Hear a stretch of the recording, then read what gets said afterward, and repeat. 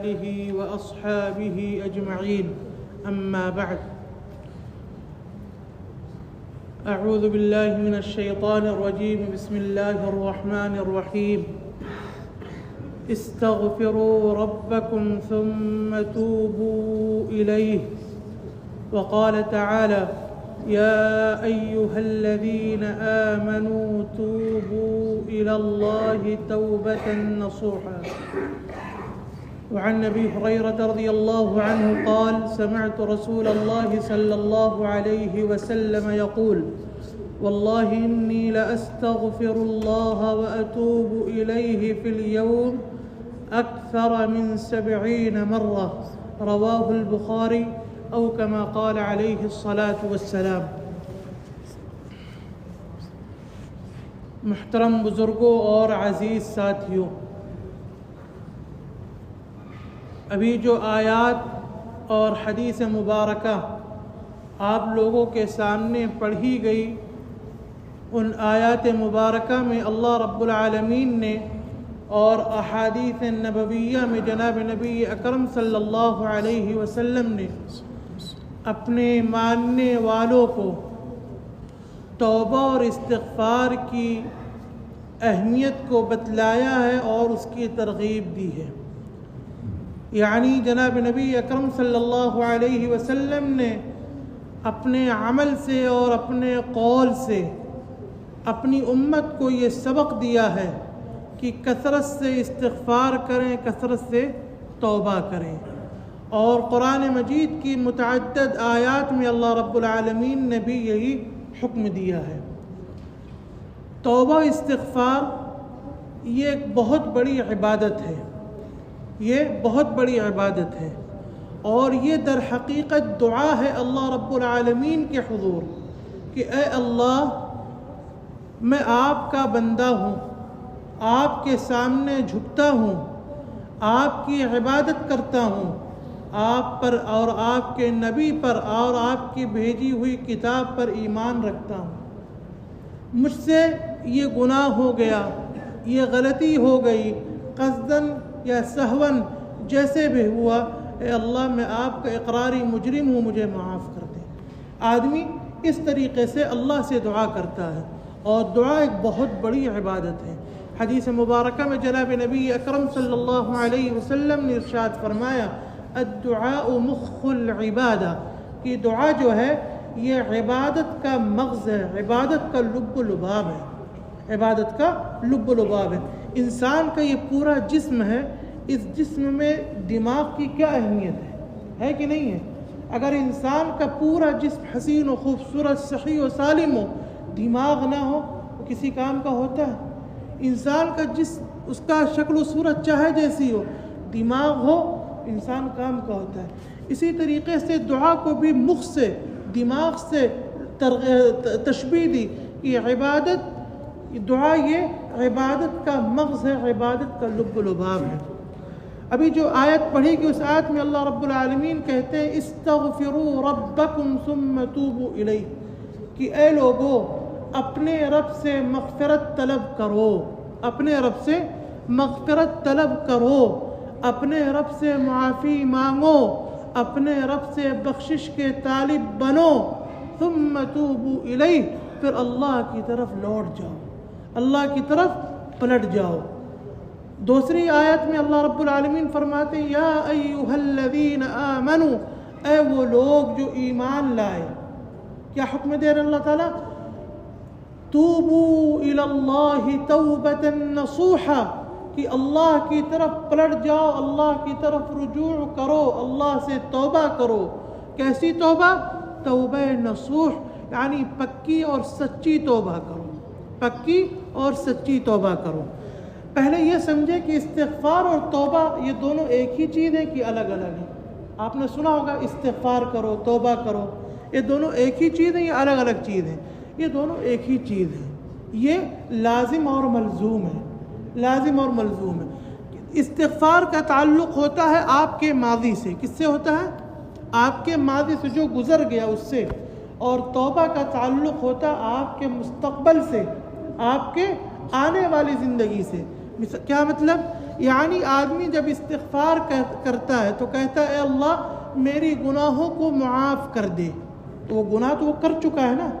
آدمی یہی کہتا ہے نا استغفر اللہ، اے اللہ میں آپ سے معافی چاہتا ہوں، میں آپ سے معافی کا طلبگار ہوں. اور توبہ میں کیا ہوتا ہے؟ توبہ میں آدمی یہ عزم کرتا ہے، یہ قصد کرتا ہے، یہ ارادہ کرتا ہے کہ آئندہ کبھی گناہ کی طرف لوٹوں گا نہیں، آدمی آئندہ کبھی گناہ کی طرف لوٹوں گا نہیں. اور ایک دوسرے لفظوں میں اگر کہوں تو توبہ یہ انسان کے اپنے خطا کار گناہ گار ہونے کا احساس ہے، اور اس احساس کے بعد جو معافی ہے وہ استغفار ہے. اس احساس کے بعد جو معافی ہے وہ استغفار ہے. مثال کے طور پر آپ کو یہ احساس ہوا بھائی میں اللہ کی نافرمانی کرتا ہوں، میں اللہ کے اوامر کو توڑتا ہوں، مجھے یہ نہیں کرنا چاہیے. اب یہ نہیں کرنا چاہیے، میں نے یہ کر لیا، اب اس کو ختم کرنے کے لیے کیا کرے گا آدمی؟ استغفار ہی کرے گا نا، اللہ سے معافی مانگے گا نا. وہی وہ احساس یہ توبہ ہے، اور اس احساس پر اللہ سے معافی مانگنا یہ استغفار ہے. تو توبہ اور استغفار دونوں کیا ہے؟ ایک ہی چیز ہے، بلکہ لازم اور ملزوم ہے، لازم اور ملزوم ہے. دوسری آیت میں اللہ رب العالمین کہتے ہیں یا ایھا الذین آمنوا، اے ایمان والو اللہ سے توبہ کرو، اللہ کی طرف رجوع کرو، پلٹو. کیسی؟ توبۃ نصوحا، پکی اور سچی توبہ کرو، پکی اور سچی توبہ کرو. حضرت عمر رضی اللہ تعالی عنہ سے پوچھا گیا کہ توبہ نصوح کسے کہتے ہیں؟ توبہ نصوح کسے کہتے ہیں؟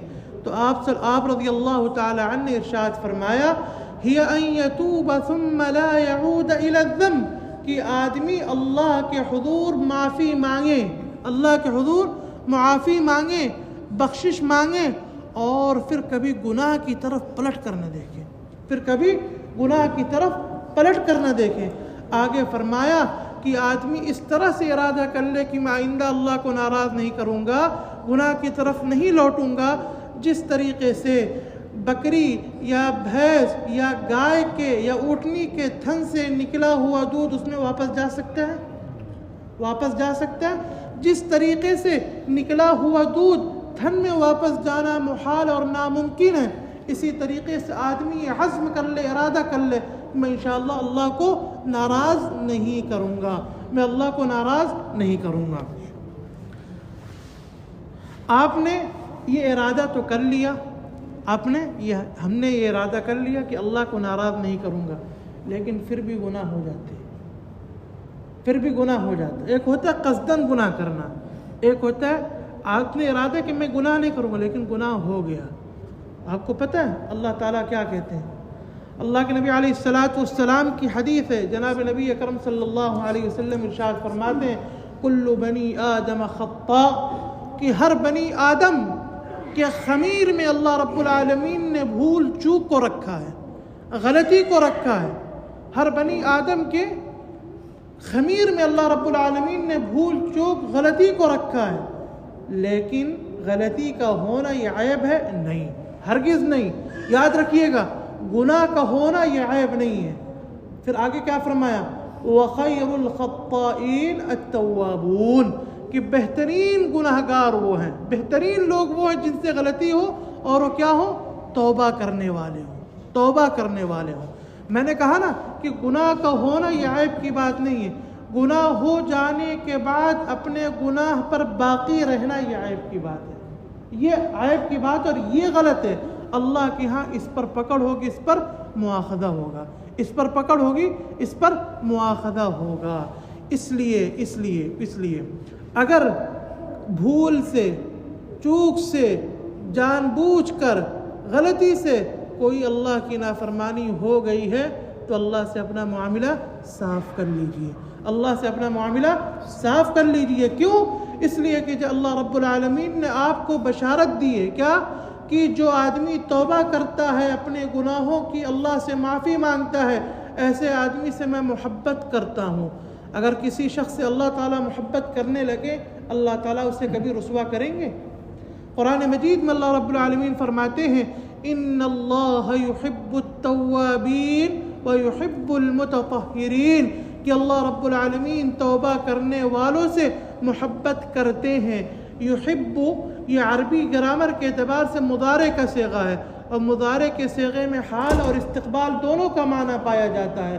مطلب یہ ہوا کہ اللہ رب العالمین ایسے لوگوں سے محبت کرتے ہیں فی الحال، اور محبت کرتے رہیں گے فی المآل یعنی مستقبل میں۔ یعنی اللہ تعالیٰ کی محبت آج بھی ہے اور کل بھی رہے گی، لیکن شرط کیا ہے؟ ہم توبہ کا اہتمام کریں، ہم توبہ کا اہتمام کریں۔ ہم لوگوں کے ذہن میں ایک غلط تصور بیٹھا ہے، وہ تصور کیا ہے کہ اگر غلطی ہو تو توبہ استغفار کیا جائے، اگر غلطی ہو تو توبہ استغفار کیا جائے۔ نہیں، بلکہ توبہ استغفار خود ایک عبادت ہے۔ اگر آپ نے غلطی کی، آپ سے گناہ کا صدور ہوا، اب اس کے بعد اگر آپ توبہ اور استغفار کرتے ہیں تو اس توبہ استغفار سے آپ کو اللہ کی رحمت آپ کی طرف متوجہ ہوگی اور آپ کو اللہ کی مغفرت ملے گی۔ اور اگر آپ کے نامہ اعمال میں گناہ نہیں ہے لیکن آپ کثرت سے استغفار کرتے ہیں، کثرت سے توبہ کرتے ہیں، تو آپ کے اس استغفار اور توبہ سے اللہ رب العالمین آپ کے درجات کو بلند کرتے ہیں، جنت میں آپ کے درجات کو بلند کرتے ہیں، اور آپ کے مقام مرتبے کو اللہ تعالیٰ نہ جانے کہاں پہنچاتے ہیں، اور آپ کے نام اعمال میں نیکیاں ہی نیکیاں لکھی جاتی ہیں۔ اس لیے یہ مت ہرگز نہ سوچیں کہ اگر گناہ ہو تو کروں، نہیں، بلکہ گناہ ہو یا نہ ہو ہمیں کثرت سے توبہ اور استغفار کرنا چاہیے۔ اللہ رب العالمین نے جناب نبی اکرم صلی اللہ علیہ وسلم کو نبی بنا کر بھیجا۔ انبیاء کی ذات معصوم ہے کہ نہیں ہے؟ مانتے کہ نہیں؟ انبیاء کی ذات معصوم ہے، ان سے گناہ کا صدور ممکن ہی نہیں ہے۔ اور جناب نبی اکرم صلی اللہ علیہ وسلم کے بارے میں تو اللہ رب العالمین نے سورہ فتح میں ارشاد فرمایا لِيَغْفِرَ لَكَ اللَّهُ مَا تَقَدَّمَ مِن ذَنبِكَ وَمَا تَأَخَّرَ کہ بالفرض والمحال اے پیارے، اگر آپ سے کسی بھول چوک کا صدور بھی ہوتا، گناہ یہ کہنا یہ اللہ کے نبی کی شان میں گستاخی ہے نہیں۔ اے میرے پیارے، بالفرض والمحال آپ تو بخشائیں، بالفرض والمحال اگر آپ سے کبھی ہلکی پھلکی بھول چوک بھی ہوتی تو میں نے آپ کے اگلے پچھلے سب معاف کر دیا، میں نے آپ کو بخشائے بنایا ہے۔ اللہ کے نبی کی ذات کیا ہے؟ بخشائی ہے، معاف ہے آپ کا۔ لیکن آپ صلی اللہ علیہ وسلم کا توبہ استغفار کے بارے میں اسوہ کیا ہے؟ ہمارے لیے نمونہ کیا؟ حدیث سنیے، حضرت ابو ہریرہ رضی اللہ تعالی عنہ راوی ہیں، فرماتے ہیں کہ میں نے جناب نبی اکرم صلی اللہ علیہ وسلم کو سنا کہ آپ کہہ رہے تھے واللہ، آپ قسم کھا رہے ہیں، قسم بخدا، کیا؟ قسم بخدا، انی لاستغفر اللہ واتوب الیہ فی اليوم اکثر من 70 مرہ، کہ قسم بخدا میں اللہ سے بخشش مانگتا ہوں اور اللہ کے حضور توبہ کرتا ہوں ایک دن میں 70 مرتبہ سے بھی زیادہ۔ کتنے؟ 70 مرتبہ سے بھی زیادہ میں توبہ استغفار کے ایک دن میں اہتمام کرتا ہوں۔ دوسری حدیث ہے، حضرت اغر ابن یسار المزنی رضی اللہ تعالی عنہ راوی ہیں، مسلم شریف کی روایت ہے کہ آپ علیہ السلام نے ارشاد فرمایا یا ایھا الناس، اے میرے ماننے والو، توبو الی اللہ، اللہ کے حضور توبہ کرو، اللہ کی طرف پلٹو، واستغفروہ، اور اللہ سے بخشش مانگو۔ کیوں؟ فإنی اتوب فی اليوم 100 مرہ، اس لیے کہ میں ایک دن میں 100 مرتبہ توبہ استغفار کرتا ہوں۔ آپ صلی اللہ علیہ وسلم کی ذات تو بخشائی تھی، آپ کو کیا ضرورت تھی توبہ استغفار کی؟ آپ علیہ السلام نے اپنے اس عمل سے ہمیں یہ بتلایا ہے، اے میرے امتیوں، میرے ماننے والوں، میری تو اللہ تعالیٰ نے اگلی پچھلی تمام، اگر بالفرض والمحال کچھ لغزشات ہوتی تو بھی معاف کیا تھا، لیکن اس کے باوجود میں ایک دن میں 100 مرتبہ، دوسری احادیث میں اس سے بھی کہیں زیادہ کہ میں اتنی مرتبہ توبہ استغفار کرتا ہوں۔ تم تو معصوم نہیں ہو، تم تو معصوم نہیں ہو، تم سے تو گناہوں کا صدور ہوگا، تو تمہیں کتنا کرنا چاہیے۔ لہذا ہمیں کتنا توبہ استغفار کرنا چاہیے، اس حدیث سے آپ سمجھیے، اور اللہ کے نبی علیہ السلام کے اس عمل سے آپ سمجھیے کہ آپ صلی اللہ علیہ وسلم اپنے ماننے والوں کو کیا پیغام دینا چاہتے ہیں، اپنے ماننے والوں کو کس چیز کا حکم دے رہے ہیں، کس چیز کی ترغیب دے رہے ہیں۔ لہذا میرے بھائیوں، میں سب سے پہلے اپنے آپ کو مخاطب کرتا ہوں، اس کے بعد آپ تمام کو اپنا بھائی سمجھ کے کہتا ہوں کہ روزانہ کم از کم ایک تسبیح مکمل 100 دانے کی ایک تسبیح استغفار کا اہتمام کریں، استغفار کا اہتمام کریں۔ جناب نبی اکرم صلی اللہ علیہ وسلم نے احادیث مبارکہ میں اور جناب باری تعالیٰ نے قرآن مجید میں ہمیں وہ صیغے سکھلائے ہیں کہ ہم کس طریقے سے استغفار کریں۔ قرآن مجید میں اللہ تعالیٰ کہتے ہیں سورۃ المؤمنون کے اخیر میں، بالکل آخری آیت میں، کیا؟ رب اغفر وارحم وانت خیر الراحمین، اے میرے رب مجھے معاف کر دیجیے، وارحم، اور مجھ پر رحم فرمائیے۔ کیا مطلب رحم فرمائیے؟ اے اللہ معاف بھی کر دیجیے، اور اس گناہ کو مٹا کر وہاں نیکی لکھ دیجیے، اور مجھ پر پردہ ڈالے رکھیے، دنیا میں اور آخرت میں پردہ ڈالے رکھیے، لوگوں کے سامنے میرے عیوب کو ظاہر نہ ہونے دیجیے۔ یہ ہے ورحم وانت خیر الراحمین، آپ تو بہت ہی رحم کرنے والے ہیں، آپ کے جیسا کوئی رحم کرنے والا نہیں ہے۔ اور حدیث مبارکہ میں جناب نبی اکرم صلی اللہ علیہ وسلم نے فرمایا رب اغفر لی وتب علی انک انت التواب الرحیم، اے میرے رب مجھے معاف کر دے اور میری توبہ کو قبول فرما لے، وتب علی انک انت التواب الرحیم، آپ تو توبہ کو قبول کرنے والے ہیں، رحم کرنے والے ہیں۔ یہ اللہ رب العالمین نے جناب نبی اکرم صلی اللہ علیہ وسلم نے ہمیں صیغے سکھائے ہیں اور ہمیں یہ الفاظ سکھائے ہیں۔ اور توبہ استغفار کا بڑا فائدہ ہے، آپ کے گناہ بھی نام اعمال سے صاف ہوتے ہیں، آپ کے درجات بھی بلند ہوتے ہیں، آپ کو رزق کی ضرورت ہے، آپ کو اولاد کی ضرورت ہے، آپ کو کچھ اور، آپ کو دنیا کا کوئی اور فائدہ چاہیے، ایک عمل ہے، کیا؟ استغفار۔ سورہ نوح میں اللہ رب العالمین ارشاد فرماتے ہیں استغفروا ربکم انہ کان غفارا، اپنے رب سے توبہ استغفار کیا کرو، بخشش مانگا کرو، آپ کا رب بہت معاف کرنے والا، بڑا رحم کرنے والا ہے۔ اگر ہم کریں گے تو ہوگا کیا؟ یرسل السماء علیکم مدرارا، اللہ رب العالمین اوپر سے آسمان سے تم پر بارش برسائیں گے۔ جب بارش آئے گی تو آپ کی فصلیں ہوں گی کہ نہیں ہوں گی؟ یہ چیزیں آپ کسانوں سے پوچھیں، جو کھیتی باڑی کرتے ان سے پوچھیں بارش کتنی ضرورت ہے۔ یرسل السماء علیکم مدرارا وَيُمْدِدُكُمْ بِأَمْوَالٍ وَبَنِينَ، اللہ تبارک و تعالیٰ تمہارے مال میں اضافہ کرے گا، تمہارے رزق میں برکت دے گا، اور تمہاری اولاد میں بھی اضافہ کرے گا۔ اولاد میں اضافہ کیسے ہوگا؟ اولاد میں اضافہ دونوں طریقے سے ہے کہ آپ کے 4 لڑکے اللہ تعالیٰ 5 کر دیں، 6 کر دیں، آپ کا کوئی بیٹا نہیں اللہ تعالیٰ آپ کو بیٹا دے دیں، آپ کی بیٹی نہیں اللہ تعالیٰ آپ کو بیٹی دے دیں، اور ان اولاد کو دنیا میں بصحت و عافیت محفوظ رکھیں گے۔ یہ بھی اللہ کا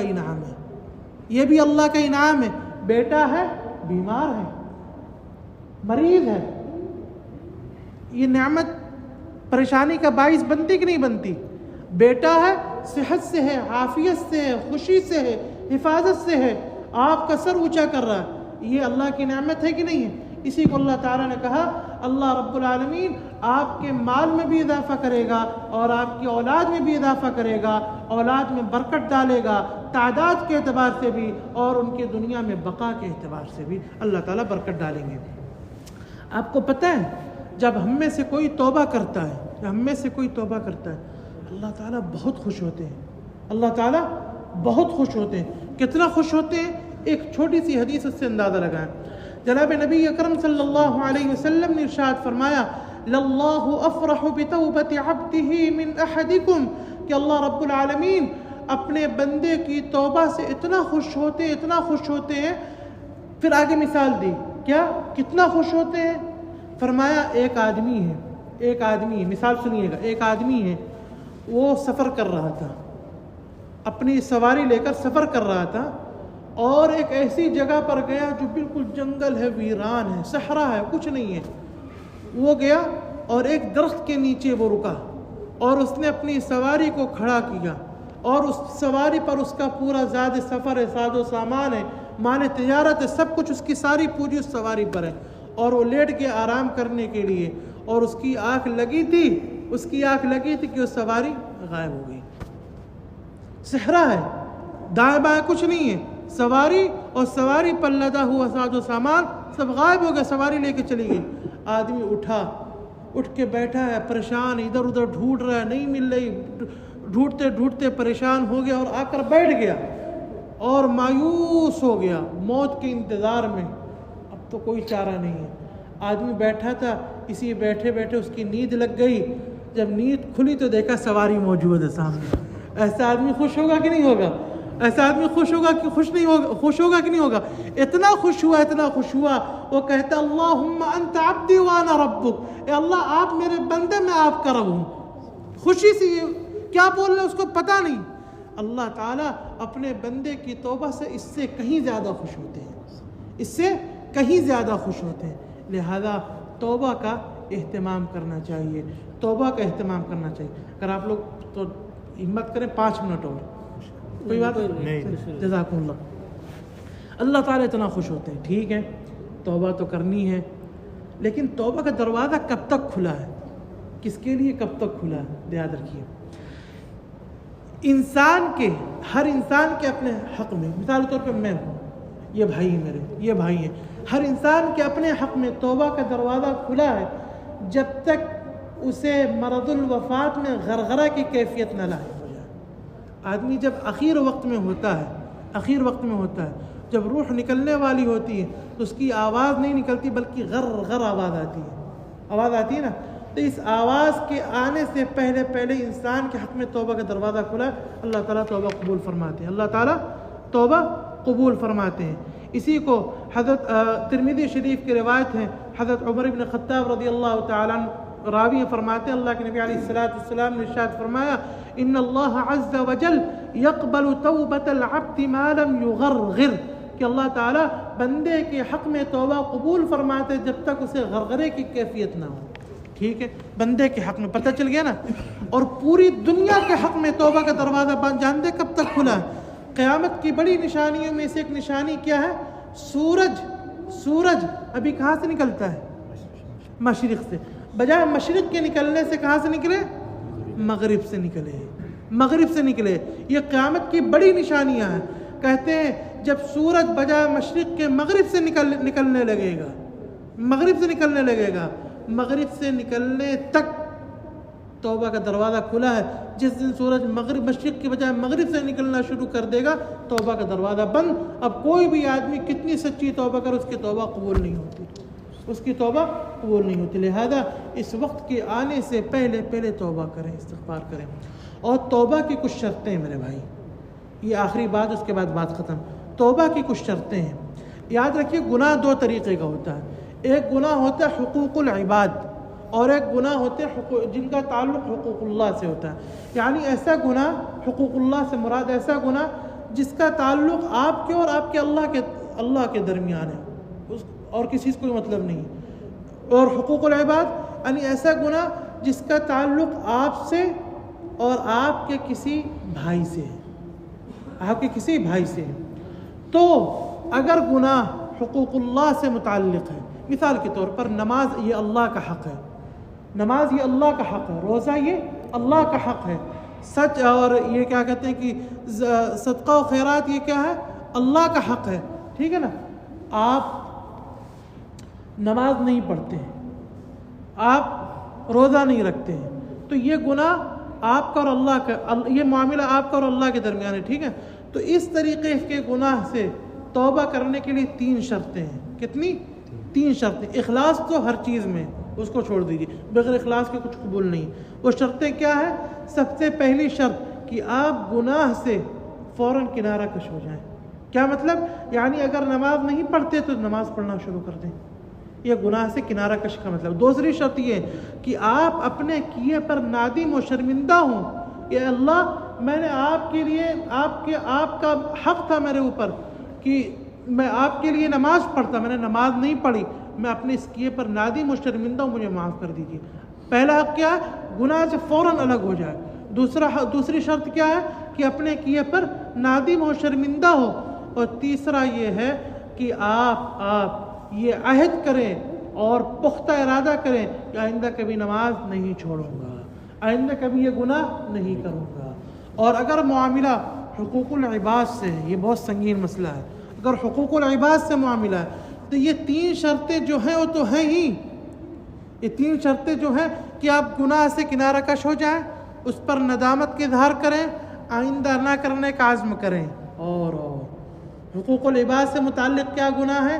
آپ نے کسی کی ناحق زمین دبائی ہے، آپ نے کسی کا پیسہ دبایا ہوا ہے، آپ نے اپنے بھائی کو وراثت نہیں دی ہے، آپ بڑے ہیں، آپ نے وراثت نہیں دی چھوٹوں کو، آپ نے کسی کو ناجائز ناحق تھپڑ مارا ہے، آپ نے کسی کو گالی دی ہے، اس طرح کا جو گناہ ہے، یہ گناہ اس وقت تک معاف نہیں ہوگا جب تک آپ اپنے بھائی سے اس سے معافی نہ مانگیں۔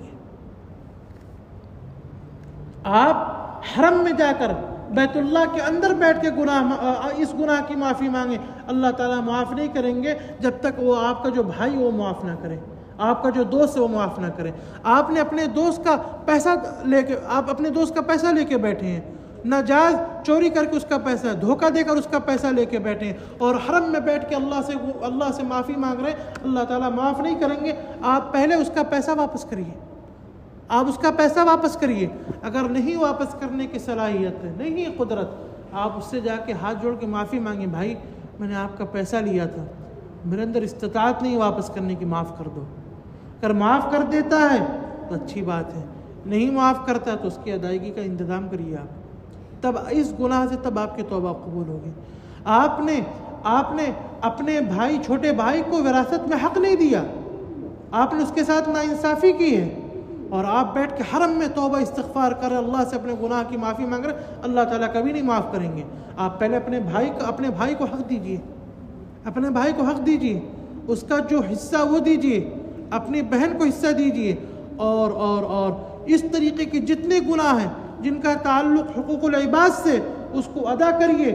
اگر ادا کر سکتے ہیں، نہیں ادا کر سکتے معافی مانگیے، معاف کر دیتے ہیں تو ٹھیک ہے، نہیں معاف کرتے ہیں اس کی ادائیگی کا انتظام کریے، وہ ہو جائے تب آ کر اللہ سے معافی مانگیے، تب آ کر اللہ سے معافی مانگیے، ورنہ جانتے ہیں کیا ہوگا؟